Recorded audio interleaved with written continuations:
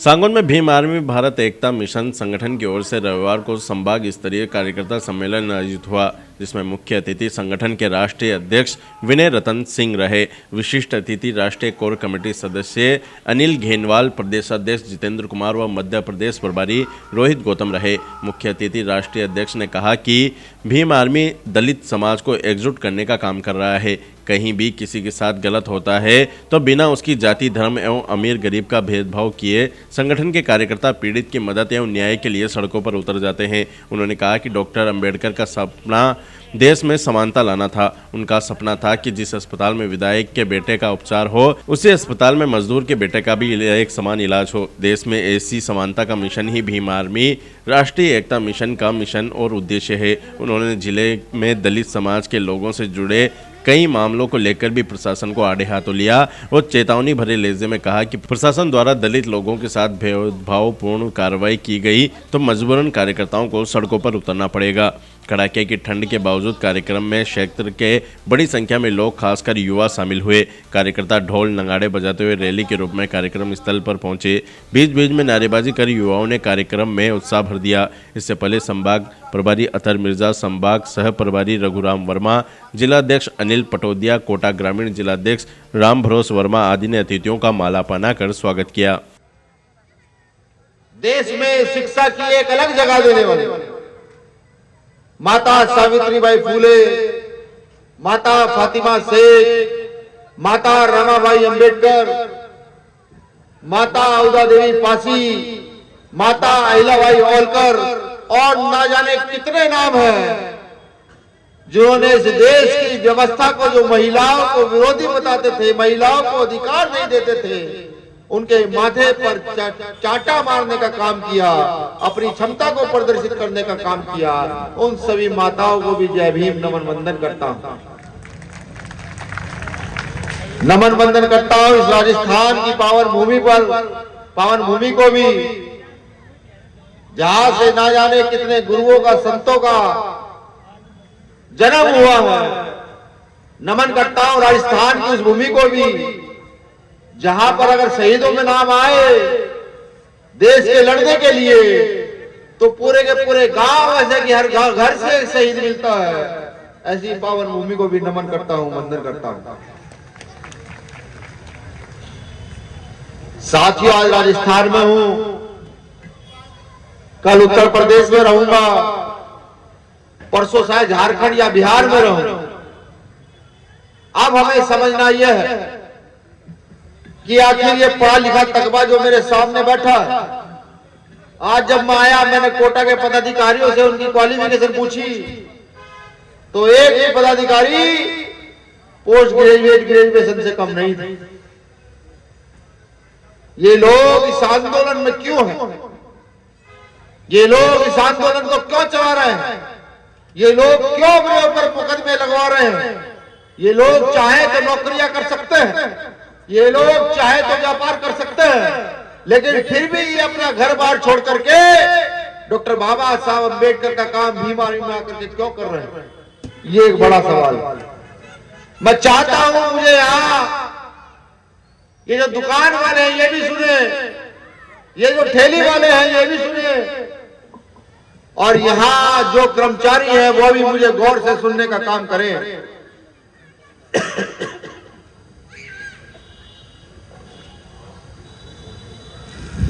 साथियों, 26 जनवरी सन 1950 से पहले इस देश में सामंती व्यवस्था का राज था, राजशाहों का राज था। राजशाही समझिए कि राजा ने कहा ये अग्रवाल साहब की दुकान आज ही बंद होगी तो 1 मिनट से पहले अग्रवाल साहब की दुकान बंद हो जाएगी। ये राजशाही थी। राजशाह ने कहा कि नहीं, इस जाति के लोग पानी नहीं पिएंगे तो जाति के लोग पानी नहीं पिएंगे। ये राजशाही थी। ये राजशाही थी कि राजा के, रानी के पेट से जन्मा बच्चा चाहे अपंग हो, गूंगा हो, बहरा हो, वही राजा बनेगा। ये राजशाही थी। अम्बेडकर के थक प्रयासों के बाद, बहुजन महापुरुषों के आंदोलन के बाद 26 जनवरी 1950 को इस देश को संविधान मिला। उस देश के संविधान में एक व्यवस्था मिली, लोकतंत्र की व्यवस्था। राजा बनाने की व्यवस्था, उसी संविधान के अंदर आपको समानता का अधिकार मिला, धार्मिक समानता का, शैक्षिक समानता का, राजनीतिक समानता का, आर्थिक समानता का अधिकार उसी संविधान के अंदर 26 जनवरी सन 1950 को आपको मिला।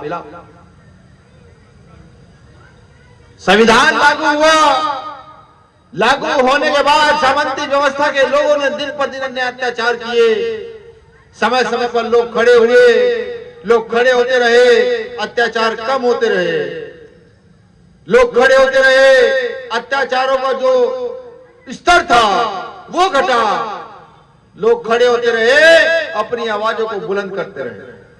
लेकिन सोचकर अफसोस जब होता है कि जापान के अंदर अमेरिका हमला करता है, परमाणु बम गिराता है, जापान 5 से 7 साल के अंदर उठकर फिर खड़ा हो जाता है। लेकिन हम 26 जनवरी 1950 के बाद से आज तक इस देश की जाति व्यवस्था को नकार कर, इस देश की सामंती व्यवस्था को नकार कर नहीं खड़े हो पाए। हम वहीं के वहीं फंसे रहे।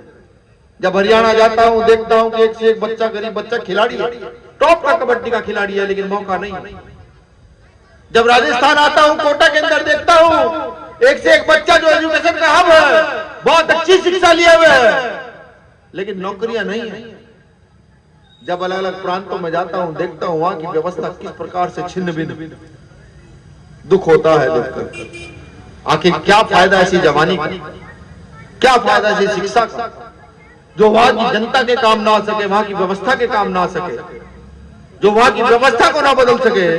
बड़ा सवाल यह है कि व्यवस्था बदली कैसे जाएगी, इस व्यवस्था को बदलेगा कौन, इस व्यवस्था के लिए लड़ेगा कौन, ये बड़ा सवाल है। 26 जनवरी सन 1950 को देश को संविधान तो मिला, संवैधानिक आजादी तो मिली, लेकिन राजनीति में सामंती व्यवस्था जुड़ के तो स्थापित रही। आज आप देखिए जाकर के कि विधायक के बेटे को अगली बार विधायक बनने का मौका मिलता है, मुख्यमंत्री के बेटे को मंत्री बनने का मौका मिलता है। अगर उनसे सवाल किया जाए कि आप काम क्या करते हो, तो वो कहते हैं हम आपके लिए आवाज उठाते हैं।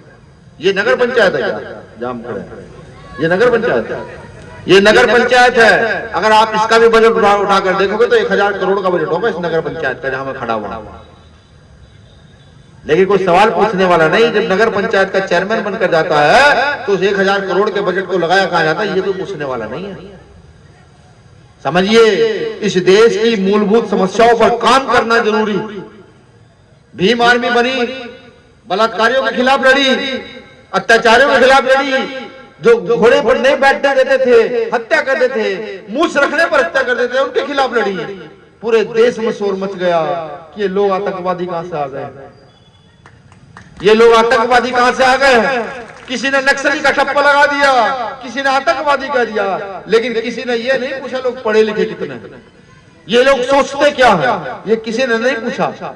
जब मैं अपने सन 2015 से लेकर सन 2024 आज तक के इतिहास की ओर देखता हूं तो मुझे शहीद आजम भगत सिंह याद आता है, मुझे पंडित चंद्रशेखर आजाद याद आता है, मुझे अशफाकुल्लाह खां याद आता है कि उस समय उनकी स्थिति यही रही होगी कि जब वो हक की और न्याय की आवाज बुलंद कर रहे थे तो उस समय यहाँ के सामंती व्यवस्थित लोगों ने उनको आतंकवादी बताने का काम किया। तो मुझे उनकी याद है,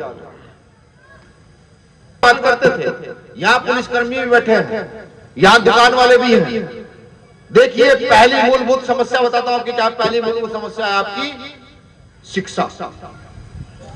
अगर एक गरीब का बेटा, एक डीएम का बेटा, एक व्यापारी का बेटा, एक विधायक का बेटा एक स्कूल में पढ़ जाएंगे तो क्या कोई जुर्म हो जाएगा? यही तो संविधान कहता है कि समानता का अधिकार तुम्हें है, लेकिन ऐसा नहीं है। बाबा साहब ने समानता का अधिकार दिया, संविधान के आर्टिकल 21 के में शिक्षा का अधिकार दिया। सामंती व्यवस्थित लोगों ने आपको कॉन्वेंट स्कूलों का अधिकार दिया। कैसा कि जब एक तरफ तो प्राइमरी स्कूल होंगे या एक छोटे स्कूल होंगे प्राइवेट, जिनमें 1500 फीस होगी, दूसरी तरफ होंगे कॉन्वेंट स्कूल, वो स्कूल जहां का बच्चा लाख 1.5 लाख रुपए फीस देकर के 2 लाख 5 लाख फीस देकर के पढ़ने का काम करेगा। एक तरफ हमारा बच्चा स्कूल में जाकर खिचड़ी खाने का काम करेगा।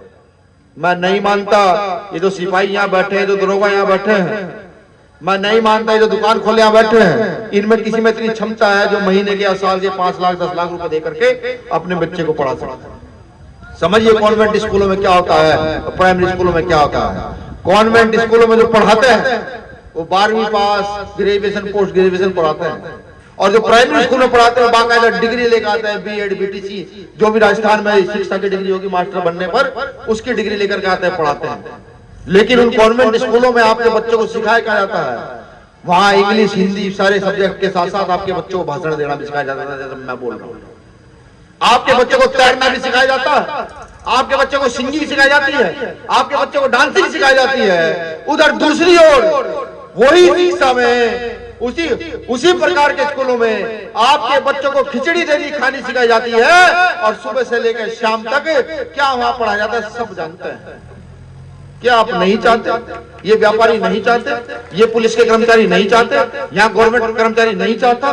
क्या मजदूर किसान नहीं चाहता कि एक जैसी व्यवस्था हो, एक जैसे स्कूल हो, सबके बच्चे वहां पढ़े, और अगर एक सिपाही का बेटे में क्षमता है तो डीएम बनने का काम करे, और एक रिक्शा चलाने वाले के बेटे में क्षमता है तो इस प्रदेश का मुख्यमंत्री बनने का काम करे? क्या नहीं चाहते? यही व्यवस्था बदलने के लिए भीम आर्मी का जन्म हुआ है, और इस व्यवस्था को जय भीम चिल्लाने से व्यवस्था नहीं बदलेगी। सुनो सिर्फ गौर से, इस व्यवस्था को बदलने के लिए ही भीम आर्मी के लोगों का जन्म हुआ, और ये चुनौती है, हम इसको बदल कर दिखाएंगे। हम डॉक्टर बाबा साहब अम्बेडकर के लोग हैं, या तो मर जाएंगे लड़ते लड़ते, वरना इस व्यवस्था को छिन्न भिन्न कर तोड़कर एक जैसी व्यवस्था कर चले जाएंगे। दूसरी व्यवस्था क्या बदलनी चाहिए? रोटी तो जानवर भी अपने बच्चे को खिला रहा है। आप जाओ, गाय, भैंस, कुत्ते, बिल्ली सब लोग अपने बच्चों को रोटी खिला रहे हैं, कहीं ना कैसे खिला रहे हैं। नाली में पड़ा हुआ कीड़ा भी खाना खाने का काम कर रहा है, जो उसके खाने की गंदगी है तो उसको खाने का काम कर रहा है। खाना तो हम कहीं से भी उपलब्ध कराएंगे, कोई दिक्कत नहीं है। जब बच्चा पैदा होगा कहीं मजदूरी करेंगे, हाथ पैर पट गए, कुछ भी करेंगे, लेकिन रोटी ला कर देंगे। दूसरी बेसिक समस्या आपकी चिकित्सा की है। जिस दिन आपके मन से ये डर हट जाएगा कि मेरे बेटे को बीमारी होगी, मेरा बेटा बेटी बुखार में होंगे, मेरे माता पिता बुखार में होंगे, और उनके इलाज की चिंता मुझे नहीं है, जिस दिन ये डर आपके दिमाग से हट जाएगा, उस दिन आपकी आधी समस्या का समाधान हो जाएगा। मंत्री का इलाज होगा उस हॉस्पिटल में, जिस हॉस्पिटल की फीस एक कमरे की एक दिन की 50,000 रुपए, और आपके बच्चे का इलाज होगा सरकारी हॉस्पिटल में कि अगर आप वहां 50 रुपए नहीं दोगे तो वार्ड बॉय आपको ये नहीं कहेगा कि आपका इंजेक्शन लग जाएगा। क्या ये व्यवस्था बदलनी नहीं चाहिए? बिल्कुल बदलनी चाहिए। अगर डेंगू का बुखार चले तो एक तरफ इलाज करा रहा हो विधायक का बेटा उसी हॉस्पिटल में, और एक तरफ इलाज करा रहा होगा आपका बच्चा, रिक्शा चलाने वाले मजदूर किसान का बच्चा उसी हॉस्पिटल में, और वही सरकारी डॉक्टर इलाज कर रहे होंगे। दोनों के दोनों, अगर मरना होगा तो दोनों को मरेंगे, और जिंदा रहेंगे तो दोनों रहेंगे। ये व्यवस्था इस देश में भीम आर्मी के लोग स्थापित कर देना चाहते हैं। ये व्यवस्था स्थापित होगी, जरूर होगी, लेकिन उसके लिए हम लोगों का लामबंद होना जरूरी है, एकजुट होना जरूरी है। आपने मुझे आज सुबह से लेकर तक 10 से 20 हजार की मालाएं दी, हम मालाओं के शौकीन नहीं। एक फूल मुझे याद आ रहा है, आपने गुलाब का फूल देखा होगा ना, उस गुलाब के फूल की रक्षा कौन करता है? उस गुलाब के फूल की रक्षा कांटे कर रहे हैं, हम सब कांटे हैं। हम सत्ता रूपी गुलाब के फूल की रक्षा नहीं कर पा रहे, उसको नहीं ले पा रहे।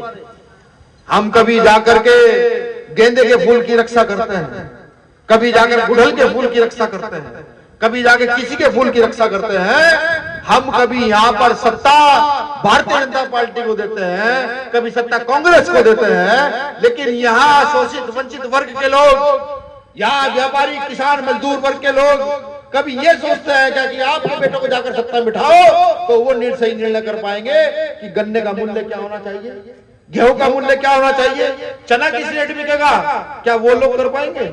या फिर मंत्री का बेटा बैठ कर पाएगा वहां? नहीं।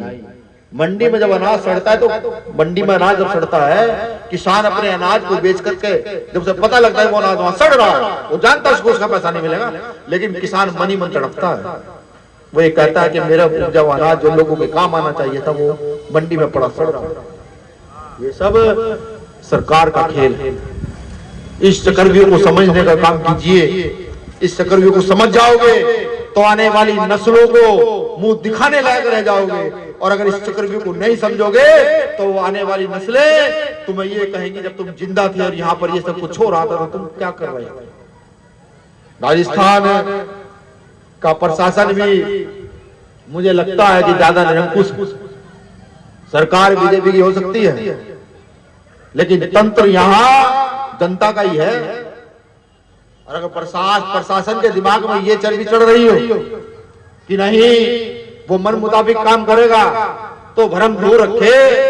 मध्य प्रदेश के प्रशासन को भ्रम था, दिल्ली के प्रशासन को भ्रम था, यूपी के प्रशासन को भ्रम था, महाराष्ट्र के प्रशासन को भ्रम था, निकाला। और यहाँ के प्रशासन को भी भ्रम था, जयपुर में निकाला था एक दिन पिछले साल ताकतवर निकाला था और ये कहकर निकाला था गलत करोगे तो तबियत ठीक करेंगे, निकलने की जगह नहीं छोड़ेंगे। यहाँ के एजीएम साहब से मेरा एक निवेदन है, अब मैं उनको आर्टिकल समझाऊं, संविधान पढ़ाऊं, ये उचित नहीं लगता। पीसीएस अधिकारी है यहाँ एक योगेंद्र सिंह नरवाल, जिनके पास रहने के लिए वो इतने गरीब है, जमीन जायदाद कुछ नहीं। यहाँ कोई मुर्दघाट था जहां पोस्टमार्टम हुआ करता था, वो बिल्कुल बेकार स्थिति में पड़ा था। वो उस व्यक्ति ने ठीक करा करके वहां पर माँ बाप को बच्चों को रहने का ठिकाना कर दिया। ठंड बहुत है यहाँ रही है। अब भीम आर्मी का कार्यकर्ता है, भीम आर्मी का कार्यकर्ता खपता नहीं है, चाहे उसके पास रोटी खाने को ना हो, लेकिन सामने वाले को पता लग जाए कि इस भीम आर्मी का कार्यकर्ता है तो सारा तंत्र उसके खिलाफ हो जाता है। वो जो पोस्टमार्टम हाउस था, एक कमरा था जिसका कोई यूज नहीं था, जो झुका तो पड़ा था, वो उस व्यक्ति ने ठीक करके उसमें रहने की व्यवस्था क्या कर ली। प्रशासन से लेकर मनवादी व्यवस्थित लोगों के दिमाग खराब हो गए। भीम आर्मी कार्यकर्ता कैसे रहेगा। उस गरीब को वहां से निकाला गया, वो एडीएम कार्यालय वहां धरने पर बैठा रहा। एडीएम महोदय उसके रहने की व्यवस्था कीजिए, ये जिम्मेदारी है। अगर कहीं उसको कुछ हो गया तो आर्टिकल 7 और आर्टिकल 21 दिमाग में डाल लीजिएगा। यहां आऊंगा और ऐसी बुद्धि ठीक करके जाऊंगा कि आप ढूंढते फिरोगे कहीं कोई गरीब ठंड में पड़ा तो नहीं है। तो मेरा आपसे यही निवेदन है, उस व्यक्ति के घर की व्यवस्था आप कर दें। आप व्यवस्था कर देंगे तो ज्यादा अच्छा रहेगा। इस देश की गंदगी अगर हम एक दिन साफ ना करें, गंदगी तो समझते हैं ना, गाय गोबर लैट्रिन कूड़ा करकट पता नहीं क्या क्या, अगर हम एक दिन गंदगी साफ ना करें तो देश में बदबू हो जाएगी पूरे में। कि मेरा जो सफाई कर्मचारी का परिवार है वो अपनी क्षमता भूल गया है, वो ताकत थोड़ा सी भूल गया है। 3 महीने हो गए ना, हाँ 3 महीने से जो 6,000 रुपए नौकरी मिली थी वो भी नहीं दी। सीधी बात है, किसके तहत डीएम साहब करेंगे, एसडीएम साहब करेंगे।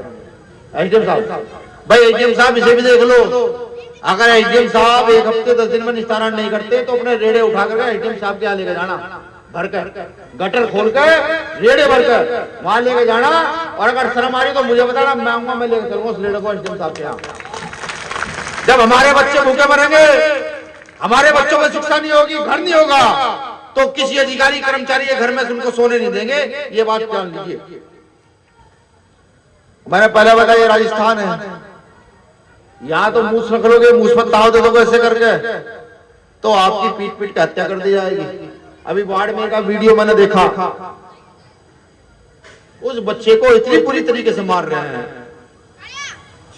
एक आदमी टांग में एक डंडा फंसाकर पूरी ताकत से खींच रहा है, रस्सियों से बांध के खींचा जा रहा है।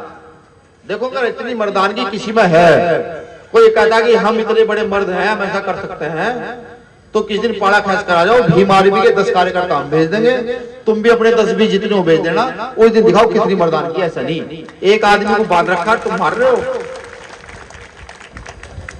ये मर्दानगी होती है जो हम कह रहे हैं, खड़े होकर खुली चुनौती के साथ। प्रशासन सरकार इन पर अंकुश लगाए, अगर नहीं अंकुश लगाएगी तो जिस दिन हम सत्ता में होंगे, ये बात मुझे कहनी नहीं चाहिए लेकिन फिर भी कह रहा हूं, जिस दिन सत्ता में होंगे एक स्पेशल आयोग गठन कर दिया जाएगा इस चीज का कि जो इस प्रकार की घटनाएं करेंगे उनके आने वाली नस्लों तक को देना पड़ेगा, जेल से बाहर नहीं निकलने देगा, ऐसा आयोग का गठन कराया जाएगा। यहां एक बहन अध्यापिका हेमलता बैरवा, जिन्होंने 26 जनवरी के दिन माता सावित्रीबाई फुले की फोटो अपने स्कूल में रख दी। टीचर है आप, क्योंकि वो जानती है कि उनको पढ़ाई का अधिकार माता सावित्रीबाई फुले की वजह से मिला, तो उन्होंने रख दी। बड़ा बवाल हुआ, पूरे देश में हाहाकार मच गया। उस गांव के लोगों ने कहा जी तुमने कैसे रख दी? उन्होंने समझाया कि ये शिक्षा की देवी इसलिए है, इसलिए रख दी। सस्पेंड किया गया, वो बहाल हो गई। 11 महीने से उनकी तनख्वाह नहीं मिली है। कलेक्टर महोदय से मेरा निवेदन, भाई ऐसा मत करो कलेक्टर साहब, 11 महीने उस बच्ची को धक्के खाते हुए हो गए, लगातार बढ़ा रही है, और अगर उसका आप आय का काम का भी उसको पैसा नहीं दोगे तो ये गलत हो जाएगा।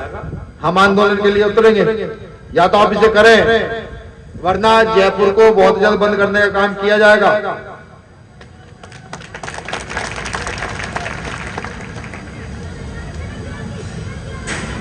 एक जगह मामला आया है कि उत्तर प्रदेश में जो राम मंदिर का निर्माण हुआ, अब पहली बात तो हमारे लोग बेवकूफ हैं जो बिना वजह अपने पैसे को बेकार करते हैं। पैसे किसी को देने हैं, राम मंदिर का कई लाख करोड़ का घोटाला है। हम जब सत्ता में आएंगे तो उसकी जांच कराएंगे। जिसने वो पैसे घोटाले के 2 रुपए कराए उनको जेल भिजवाएंगे। वो पैसा जहां लगना चाहिए, राम मंदिर का पैसा तो वहां लगना चाहिए। समाज के लोगों ने कुछ चंदा दे दिया वहां, तो कुछ मनवादी व्यवस्थित लोगों ने उस चंदे को वापस करने का काम किया, जो आज ही मनुस्मृति मानते हैं। क्या चंदा देने की भाई? घर में घी ले आओ, बादाम ले आओ, दूध ले आओ, ज्यादा पैसा है तो गरीबों में बांटो। बहुत सारे गरीब रेलवे स्टेशन पर जाओ, बहुत गरीब वहां पर जाओ, खिचड़ी बांटो, जाकर दाल बांटो, उनको कंबल बांट कराओ, जिसकी जिसकी क्षमता है। जब आपका कोई पैसा नहीं लेने देता मत दो, क्यों परेशान हो रहे हो? तमाम घटना है, ये झालावाड़ की घटना है, खानपुर की है ना जी।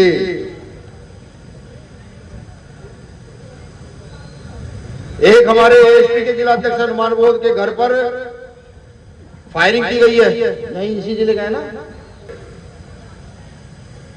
यहां एलआईयू की टीम होगी जो खुफिया पुलिस होती है, वो प्रशासनिक अधिकारी को स्पष्ट बताया जा सकता है। भीम आर्मी आजाद समाज पार्टी के कार्यकर्ता के साथ इतनी सी भी चूक होगी तो बर्दाश्त नहीं की जाएगी, किसी कीमत पर बर्दाश्त नहीं की जाएगी। मुकदमे एक की जगह 100 लगाना, फिर आप हाथ जोड़ते घूमते हो, भाई व्यवस्थित कर दो, ये कर दो। वहां के कलेक्टर जो है इसका संज्ञान ले, और जिन लोगों ने गोली चलाई है जेल में काम करें उन्हें, वरना ऐसा ना हो कि हम ढूंढने निकल जाएं फिर लाके हम उन्हें जेल में बंद कराएं। भाई कनवास का क्या मामला है? कनवास के पास सावन भादो गांव में हंसराज बैरवा के साथ धारदार हथियार से हमला, हाथ पांव काट दिया, गिरफ्तारी नहीं हुई।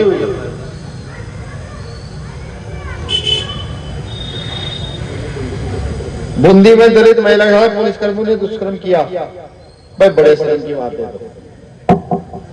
जयपुर घेरने की तैयारी कर लो भाई, ठीक है, काम चलेगा नहीं।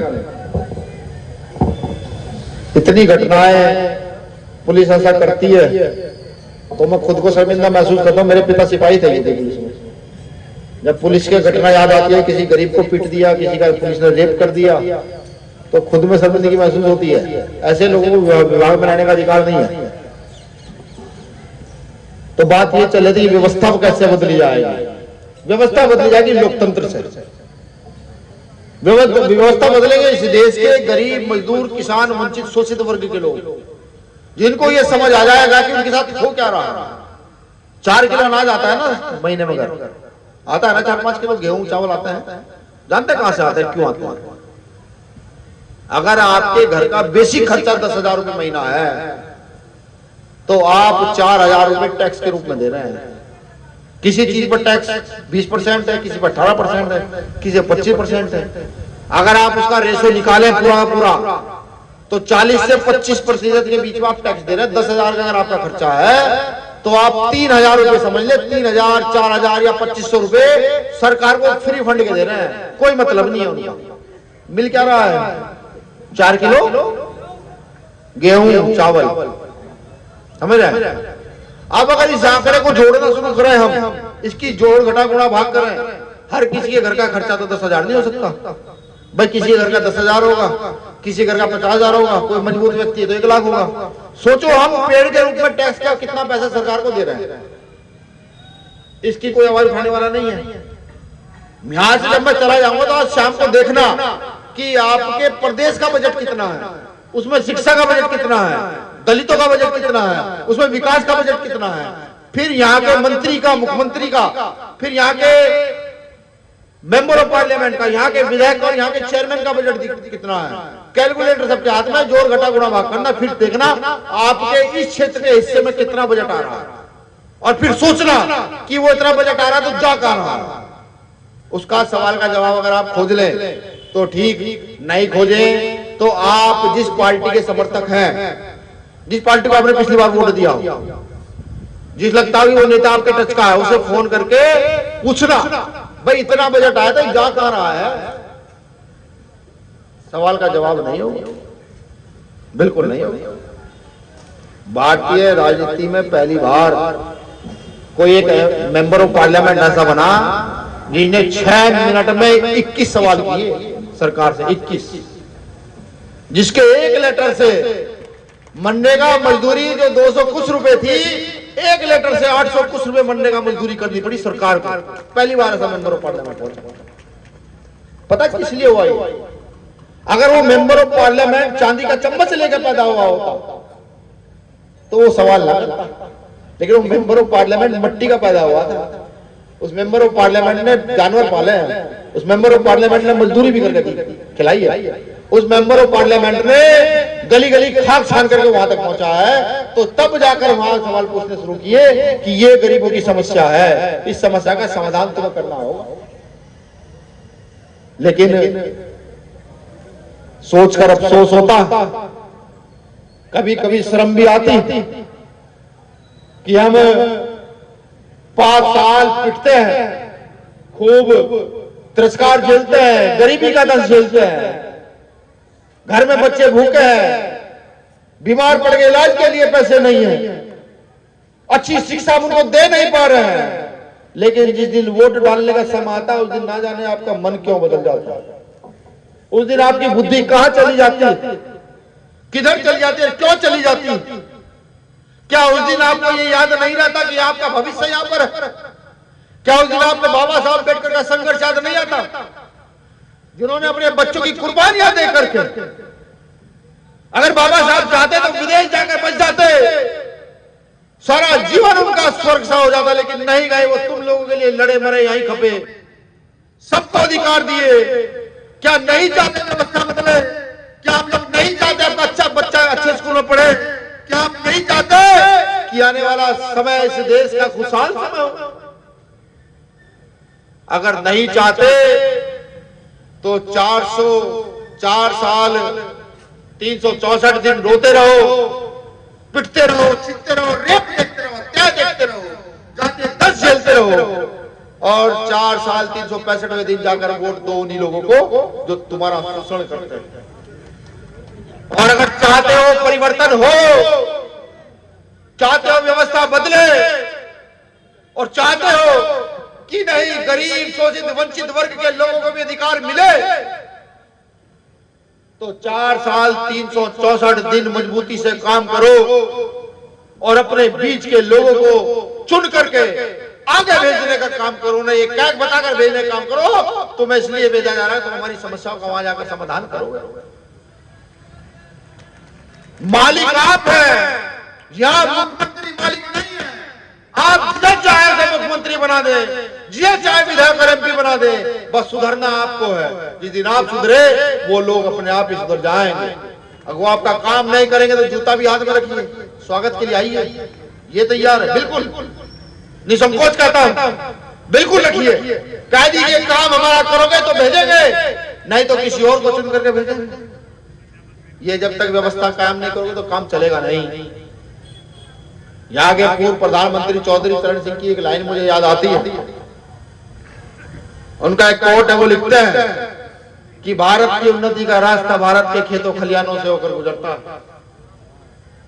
फिर बताता हूं कि भारत की उन्नति का रास्ता भारत के खेतों खलियानों से होकर गुजरता है। सीधा सीधा मतलब यह है कि अगर इस देश का किसान, इस देश का मजदूर इनकी समस्याओं का समाधान कर दिया जाए तो भारत को सोने की चिड़िया बनने से कोई रोक नहीं सकता। समाधान किसान मजदूर के बच्चे ही करेंगे, क्योंकि जब मैं देखता हूं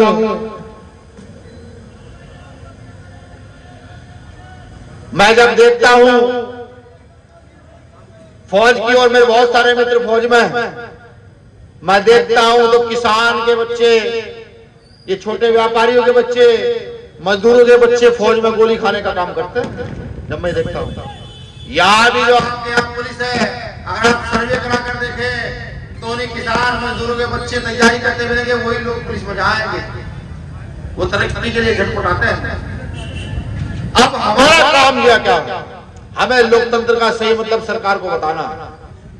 उनको कहना है कि 5 साल में एक बार आके काम नहीं चलेगा, कि तुम सफेद कुर्ता पजामा कलम पहनकर आओगे और आकर हमें अच्छा भाषण दोगे, और फिर 4 साल 364 दिन आकर नहीं देखोगे। उनको ये बताना है नहीं, अब नेता अपने बीच का खड़ा करेंगे, नेता खड़ा करेंगे तो चंद्रशेखर आजाद और अनिल जैसवाल जैसा नेता खड़े करेंगे, ये उनको बताना है। उनको ये भी बताना है कि जाति धर्म की लड़ाई हम नहीं लड़ेंगे, हमारा काम है तरक्की की लड़ाई लड़ना। हमें डॉक्टर अम्बेडकर तरक्की का रास्ता लेकर के गए हैं, उन्होंने हमें यही आदेश दिया है, खुद की तरक्की करो, अपने साथ रहने वालों की तरक्की करो, अपने क्षेत्र की तरक्की करो, अपने प्रदेश और देश की तरक्की करो। ये बात जवाब देना उनको आप शुरू कर दीजिए, व्यवस्था बदल जाए, व्यवस्था हिल जाए। सबसे बड़ी देखिए ताकत भीम आर्मी के पास क्या है, जिस प्रचार को करने के लिए ये सही नहीं चल रहा, जिस प्रचार को करने के लिए भारतीय जनता पार्टी के लोग लाखों करोड़ों रुपए खर्च करते हैं, जिस प्रचार को करने के लिए कांग्रेस न जाने कितना पैसा खर्च करती है, ये जो मेरा परिवार यहाँ बैठा हुआ है, अगर ये चाहे उस प्रचार को 1 साल सही से कर जाए, शाम को मजदूरी के बाद 1 घंटा निकल जाए और कह दे कि नहीं भीम आर्मी का कंधा मजबूत करना, राष्ट्रवादी पार्टी का कंधा मजबूत करना, तो वो काम हमारा बिना पैसे के हो जाएगा, हमें किसी के पैसे की जरूरत नहीं है। अगर ये मेरा परिवार निकल जाए, बातें कहने के लिए इतनी सारी कि बताना शुरू करो तो समझ नहीं आता खत्म काम। हाड़ौती की खबरों से हर समय अपडेट रहने के लिए YouTube पर सब्सक्राइब करें हाड़ौती न्यूज़ और प्रेस करें बेल आइकन को।